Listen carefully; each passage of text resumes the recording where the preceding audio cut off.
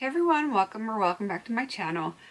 Today I just wanted to do a little update. It has been exactly 1 week since I had my first Remicade infusion, and I would say 3 days or 3 to 4 days after my infusion, I did start to notice that my back was feeling a little less painful. I mean, it still hurts, but it kind of took a little bit of the edge off, and I was not having as many back spasms as I normally have, which is kind of cool.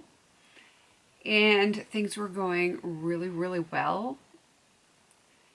Though I was noticing that when I washed my hair, that I was getting a lot more hair falling out in the shower than normal. The first time it happened, I was not super concerned about it because, I don't wash my hair every day. I can sometimes go almost a week without washing my hair, but I have curly hair. It's not uncommon. I have very dry hair. And it had probably only been like 3 days since I had washed my hair prior to the infusion, because I took a shower infusion day, and then in 3 days I took another shower, and I was feeling much better.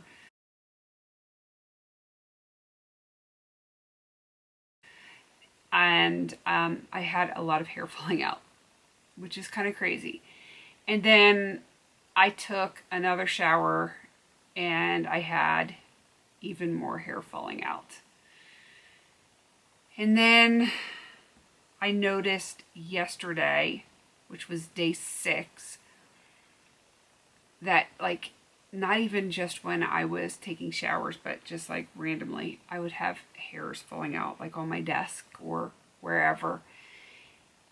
And I noticed my energy levels were extremely low, like extremely low. And it was kind of reminding me of my summer of 2022 when I had that huge ovarian cyst. I had adenomyosis, uterine polyps, and I was losing a lot of blood every single day. I was anemic. My hair was falling out then. Had no energy. It was reminding me a lot of that, without obviously the ovarian cyst and the uterine issues, since we don't have those parts anymore. So I kind of was thinking maybe I'm having some kind of anemia issues. And I decided to go online and research.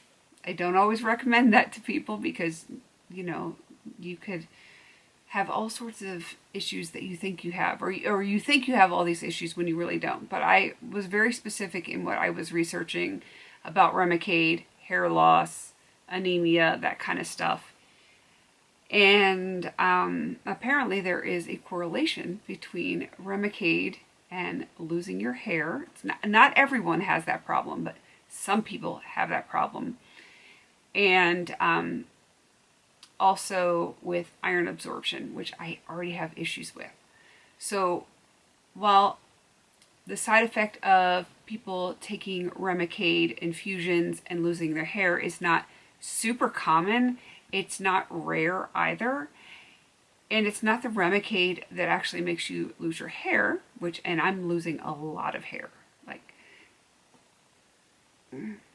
hair is coming out. When I take a shower, I'm getting like balls of hair that are coming out of my head, which is kind of scary because it was all just starting to grow back. But anyway, back on topic because I like to get off on these tangents. So Remicade does not make you lose your hair. What happens, I think, and this is just my speculation, this is all alleged, I'm not saying anything bad about Remicade. I do think from my research, if I'm understanding it correctly, Remicade can actually cause issues with your body absorbing iron properly. I don't know how all that works. I'm not a scientist. I don't know. I'm just doing some research here and there.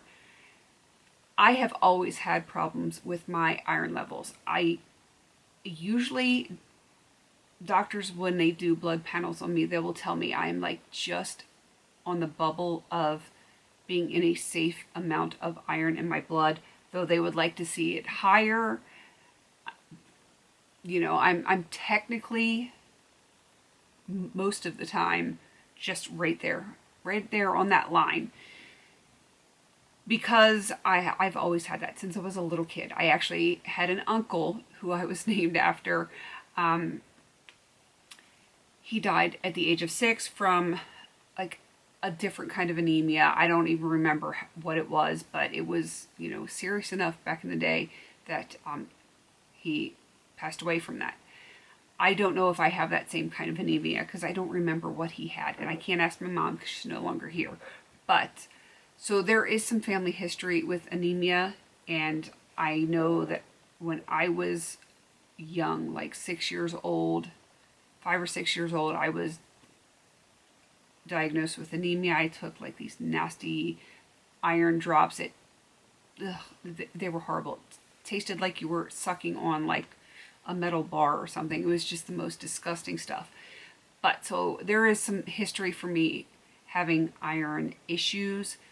So my guess is, and I'm guessing, speculating, that the Remicade is causing even more issues with my body absorbing iron, which is causing me to feel very fatigued, very low energy, very lackluster.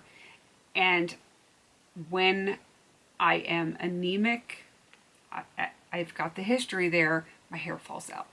So I don't think Remicade is actually making my hair fall out, but it is causing other things in my body to make my hair fall out. I hope that makes sense.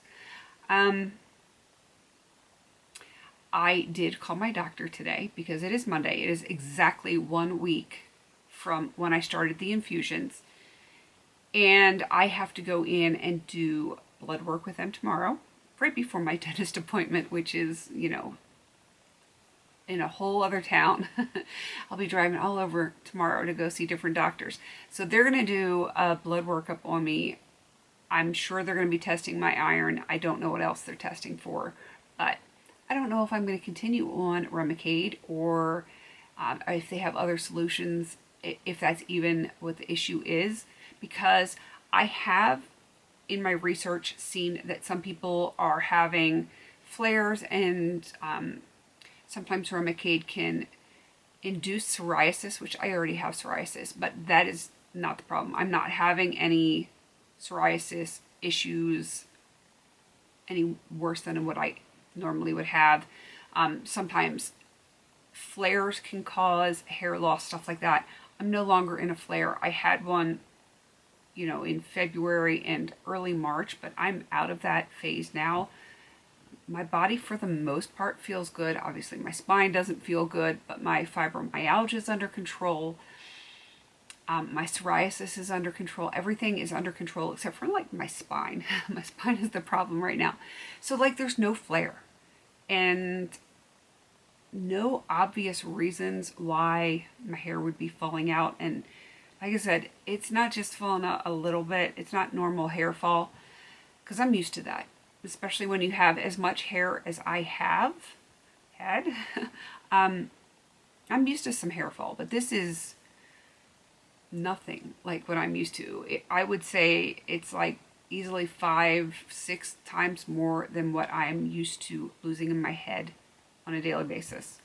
So a little concerned there. I will have to keep you guys updated once I have my blood work done, see what the doctor says once those labs come back, and I guess we'll go from there. I will update on my eating and stuff when I know a little bit more of what's going on. Right now, nothing has changed since the last time I updated you on that. Still eating kind of bland, but, you know, enjoying fruit, which is not something I have been doing. So yeah, I've incorporated blueberries, strawberries, grapes. I probably shouldn't be doing the grapes, but, you know, I can't eat much of anything, so I'm enjoying fruit. Not the bad ones, like I can't have any citrus. Can't do bananas, they're way too high in sugar, but I am enjoying fresh food. I feel like everything that I eat now is like single ingredient fresh foods, and it's kind of weird. I don't think I've ever eaten this way in my entire life. And since January, I've lost 20 pounds. I'm not trying to lose weight. I mean, I'm not upset that I'm losing weight. I could stand to lose even more, but my goal here is not losing weight. That is not the objective. It just is happening because of the way I have changed my eating. I don't even know, like, if you can tell from my first video on this channel, I definitely have less face, a little less here. Like, overall, my whole body composition has changed. I'm not skinny. Like, I'm still a big girl. And for those of you that are following me on this channel that don't follow me on my beauty channel, I'm 5'8". I'm a big girl. I've got big hands. I'm a big person. I'm not morbidly obese or anything like that, but I am not a tiny little petite thing.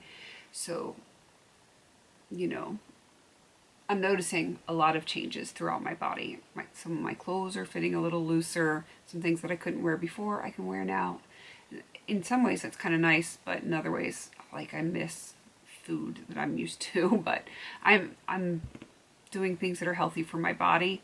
I will eventually get into the kitchen and cook for you guys, talk about my food a little bit more, but I need to get everything else under control with the infusions, with the hair loss, with the likely anemia that I am experiencing right now. So I am just going to leave it at that for my little journal here, because this is for me to look back on, for my kids to look back on. I just try to remember that that's why I'm doing this. That is why I'm making these videos, so that I can keep a record of everything, timeline of everything. My kids have a reference for when they're a little bit older in case they experience any of these things.